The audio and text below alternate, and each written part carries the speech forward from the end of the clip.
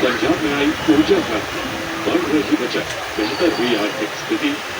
मुख्यमंत्री भगवंत सिंह मान की अगुवाई वाली पंजाब सरकार ने जुलाई 2022 में राज्य के घरेलू उपभोक्ताओं के लिए ऐतिहासिक कदम उठाते हुए हर महीने 300 यूनिट मुफ्त बिजली देने की योजना को शुरू किया। इस महीने राज्य के हर वर्ग को बिजली की दो से होना।